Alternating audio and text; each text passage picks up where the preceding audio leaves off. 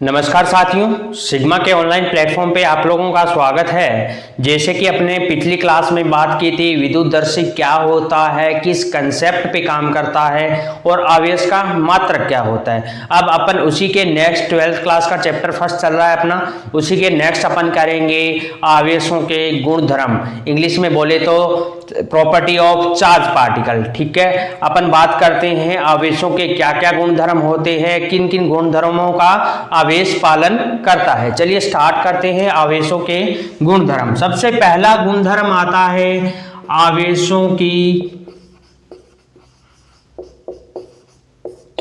योज्यता।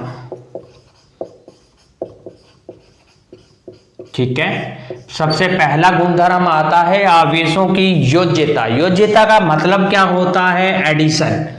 आवेश किस कंसेप्ट पे ऐड होंगे, किस तरीके से ऐड होंगे, उसको बोलते हैं आवेशों की योज्यता।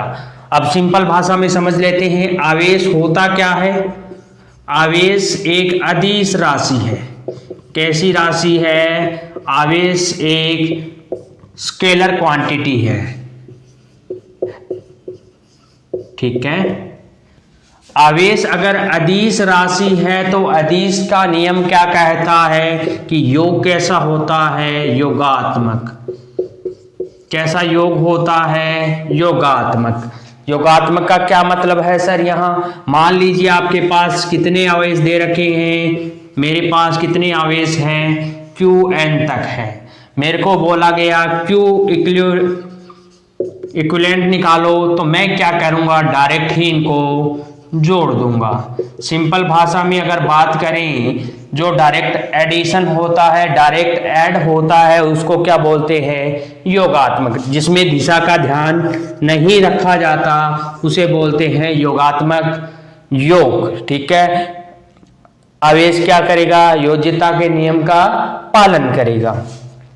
दूसरी अपन बात करें गुणधर्म की, तो दूसरा गुणधर्म क्या होता है आवेश का? दूसरा गुणधर्म होता है आवेश का आवेशों की निश्चितता।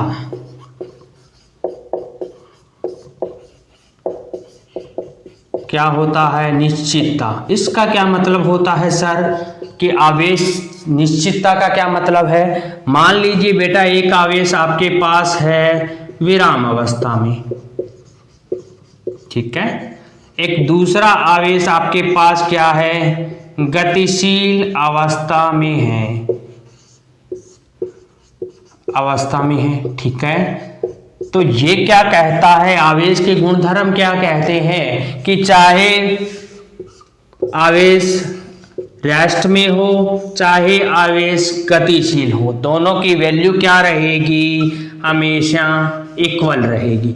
इसकी सिंपल भाषा में बात करें, आवेश चाहे रेस्ट में हो चाहे गतिशील अवस्था में, उसकी जो वैल्यू है हमेशा क्या रहेगी? निश्चित रहेगी, उसमें कोई चेंज नहीं आएगा। इसका मतलब आवेश निर्भर नहीं करता कि वो गतिशील है या रेस्ट में है, हमेशा क्या रहेगी? एक फिक्स वैल्यू रहेगी, एक कांस्टेंट वैल्यू रहेगी। कौन सी वैल्यू रहेगी? हमेशा आवेश की एक फिक्स वैल्यू, कांस्टेंट वैल्यू रहेगी, किसी भी अवस्था में चेंज नहीं होगी।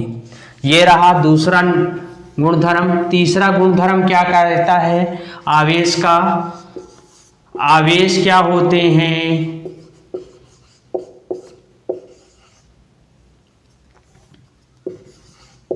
संरक्षण।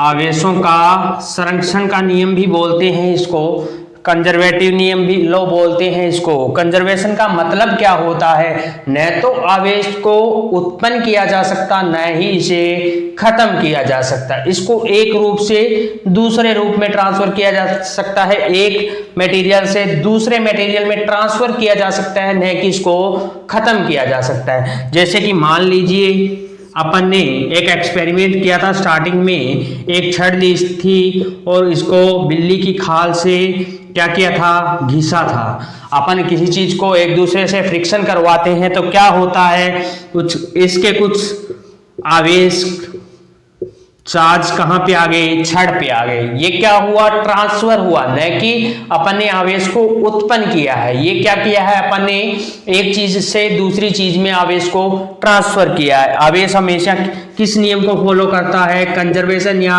संरक्षण के नियम को। ये बात हुई तीसरे लॉ की। अब चौथा गुणधर्म क्या है आवेश का बेटा, आवेश हमेशा क्या रहता है, हमेशा क्या रहता है, क्वांटीकृत रहता है।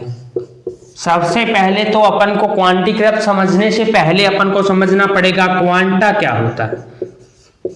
क्वांटा का मीनिंग होता है छोटे छोटे पैकेट्स। किसी चीज के छोटे छोटे पैकेट्स में अपन कोई चीज बांट देते हो, उसको बोलते हैं क्वांटा। अब आवेश हमेशा क्वांटीकृत रहेगा। इसका क्या मतलब हुआ बेटा, आवेश क्या रहेगा, छोटे छोटे पैकेट्स के रूप में रहेगा। आवेश की जो वैल्यू होगी वो 1 2 3 4 ऐसे करके किस में आएगी, प्राकृत संख्या में आएगी, नेचुरल नंबर में आएगी। आवेश कभी 0.5, आवेश कभी 0.6 या आधा कुलाम या 3/4 कुलाम ऐसे नहीं आएगा। आवेश हमेशा क्या रहेगा, क्वांटीकृत रहेगा, पैकेट्स के रूप में हमेशा रहेगा। ये क्या थे आवेश के गुणधर्म। एक बार दोबारा देख लेते हैं थोड़ा थोड़ा आउटलाइन। सबसे पहला गुणधर्म था आवेशों की योज्यता। आवेश क्या होता है, अदिश राशि होती है, हमेशा योगात्मक योग के नियम का पालन करती है। अपन को इक्विवेलेंट आवेश निकालना है, कुल आवेश निकालना है, तो दिए गए आवेशों को अपन डायरेक्ट जोड़ सकते हैं, क्योंकि आवेश किस गुणधर्म का पालन करता है, योज्यता का। दूसरा गुणधर्म था आवेशों की निश्चितता। इसमें अपन ने बात की थी आवेश क्या होता है, फिक्स होता है, किसी चीज पे निर्भर नहीं करता। हमेशा आवेश की वैल्यू क्या होती है, कांस्टेंट होती है। चाहे आवेश गतिशील है तो भी उतना ही रहेगा वही आवेश, अगर वो रेस्ट में होगा तो भी उसकी वैल्यू उतनी ही रहेगी। आवेश की वेलोसिटी पर निर्भर नहीं करेगा। अपन ने बात की थी ना, Q विराम बराबर Q गतिशील। ठीक है, समझ आया ये चीज। अब आगे बात की थी अपन ने आवेश का संरक्षण। आवेश के संरक्षण में अपन ने बात की थी कि आवेश को ना तो उत्पन्न किया जा सकता ना ही खत्म किया जा सकता। एक मटेरियल से दूसरे मटेरियल में ट्रांसफर किया जा सकता है या एक आवेश को दूसरे आवेश में ट्रांसफर किया जा सकता है। ये बात रही किसकी, संरक्षण की। 4 नंबर पे अपन ने बात की थी कि आवेश हमेशा क्या रहता है, क्वांटीकृत रहता है। क्वांटीकृत का अर्थ क्या होता है, सबसे पहले अपन ने समझा क्वांटा क्या होता है। क्वांटा का मीनिंग होता है छोटे छोटे पैकेट्स। किसी चीज के छोटे छोटे पैकेट्स के रूप में बांट दें उसको बोलते हैं क्वांटा। अब आवेश क्या रहता है, क्वांटीकृत रहता है। इसका मतलब आवेश सतत न होकर टुकड़ों में होगा, छोटे छोटे पैकेट्स के रूप में होगा। इसकी वैल्यू क्या होगी, प्राकृत संख्याओं में आएगा। आवेश क्या होता है, 1 कुलाम 2 कुलाम 4 कुलाम ऐसे होता है। कभी आवेश 0.5 कुलाम नहीं होगा, कभी आवेश 0.6 कुलाम नहीं होगा, कभी आवेश 1/2 कुलाम नहीं होगा। ये क्या होगा, क्वांटीकृत होगा, एक फिक्स वैल्यू में आएगा। ठीक है, ये तो बात रही गुणधर्म की। अब इसी बेस पे एक क्वेश्चन कर लेते हैं अपन। एक गोले को धनावेशित 1 कुलाम आवेश उत्पन्न करने में कितने इलेक्ट्रॉन त्यागने होंगे। एक क्वेश्चन है आपकी बुक में कि लिख देता हूं मैं कि एक गोले को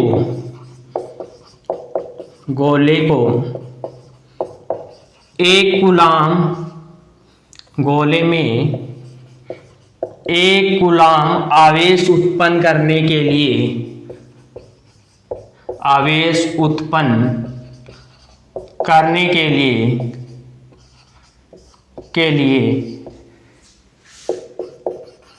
कितने इलेक्ट्रॉन त्यागने पड़ेंगे, कितने इलेक्ट्रॉन त्यागने पड़ेंगे। करते हैं सिंपल भाषा में बात करें, एक स्पेयर है, उसमें 1 कुलाम ट्रांसफर करना है अपन को। कितना, 1 कुलाम, तो कितने इलेक्ट्रॉन क्या करेगा, रिमूव करेगा। कर लेते हैं। सबसे पहले तो अपन को पता होना चाहिए Q का फॉर्मूला क्या होता है, Q बराबर NE। अपन को क्या क्या दे रखा है, Q बराबर 1 कूलाम दे रखा है, N की वैल्यू अपन को निकालनी है, E की वैल्यू कितनी होती है 1.6 इंटू 10 की पावर -19 कूलाम, ये होती है। रख देते हैं value 1 coulomb equal to N into 1.6 into 10 की पावर -19, ये इधर आ जाएगा। N की वैल्यू कितनी आ गई 1/1.6 इंटू 10 की पावर -19, ये क्या हो गए, इतने इलेक्ट्रॉन अगर एक स्पेयर एक गोला अगर त्यागेगा तो कितना आवेश आ जाएगा उस पे 1 कूलाम, 1 कूलाम के बराबर कितना आ जाएगा, गोला क्या होगा, आवेशित होगा। बेटा ये छोटी सी जानकारी थी, अच्छी लगी तो वीडियो को लाइक कीजिए, शेयर कीजिए, कमेंट कीजिए। आगे का चैप्टर कंटिन्यू क्लासें रहेगी आपकी 12th की, पूरा का पूरा सिलेबस होगा, वो चल रहा है, धीरे धीरे आपका सिलेबस कंप्लीट हो जाएगा। धन्यवाद।